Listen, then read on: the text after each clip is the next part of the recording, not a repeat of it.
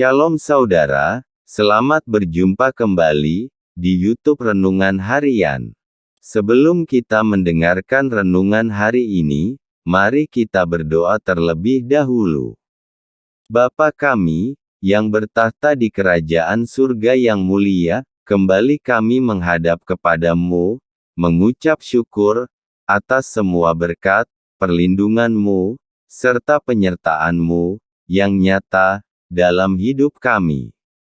Biarlah hikmat-Mu turun atas setiap kami, sehingga dapat menambah pemahaman kami tentang Engkau ya Tuhan. Saat ini kami siap mendengarkan renungan harian ini. Terima kasih ya Tuhan, amin.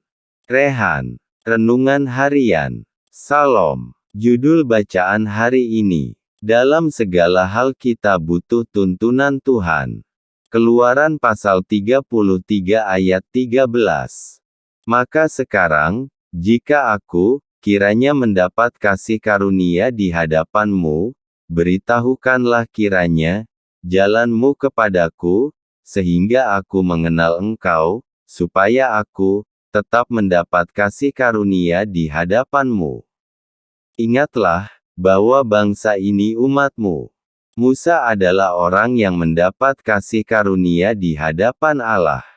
Dari bacaan di atas, kita dapat melihat bagaimana Musa bercakap-cakap dengan Allah, seperti dengan seorang manusia.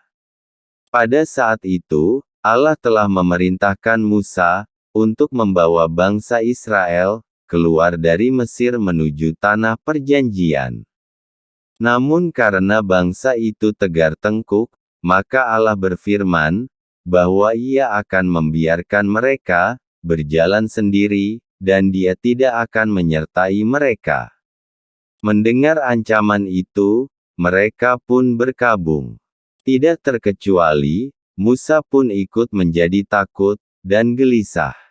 Namun karena Allah telah memerintahkannya untuk membawa bangsa itu keluar, Musa pun meminta tanda, atau peneguhan dari Allah, bahwa Dia sungguh-sungguh menyertai mereka. Musa adalah seorang yang tahu siapa dirinya. Itulah sebabnya, ia hidup bergaul karib dengan Allah, dan tidak mau mengambil keputusan, serta bertindak, jika ia tidak yakin, bahwa Allah sungguh-sungguh menyuruh, dan menyertainya.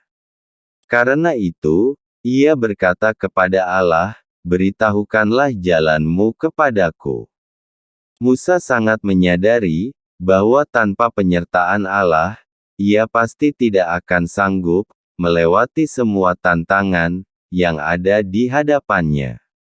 Akhirnya, karena Musa memintanya, Allah pun menyatakan kemuliaan-Nya sebagai bukti penyertaan-Nya kepada mereka. Allah memelihara mereka dalam perjalanan keluar dari tanah Mesir. Dalam kehidupan kita, sebagai murid-murid Yesus, kita pun wajib meminta dan berdoa sungguh-sungguh agar kita memahami jalan-jalan Allah, yaitu hati-Nya, tujuannya, prinsipnya, dan bahkan penderitaannya, agar kita dapat mengenalnya secara pribadi. Dengan bersungguh-sungguh berdoa dan merenungkan firman-Nya, akan membantu kita lebih memahaminya.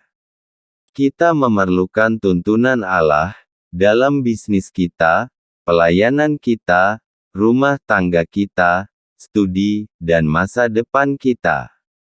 Intinya, dalam segala hal, kita membutuhkan petunjuk-petunjuk-Nya, agar kita dapat berhasil. Seperti halnya Musa, yang telah melihat mukjizat-mukjizat sebagai bukti penyertaan Tuhan, demikianlah kita juga akan melihat campur tangan Tuhan dalam setiap persoalan dan masalah kita sebagai bukti penyertaan-Nya. Jangan pernah memulai apapun kalau kita tidak melibatkan Tuhan di dalamnya. Andalkan Tuhan dalam setiap rencana dan dalam setiap hidup kita. Tuhan Yesus memberkati. Mari kita tunduk di dalam doa. Tuhan Yesus, kuserahkan rencana terdekatku saat ini ke dalam tangan-Mu. Berkatilah agar pada akhirnya, semuanya dapat berjalan sesuai dengan kehendak-Mu, dan menjadi berkat untuk hidupku. Haleluya, amin.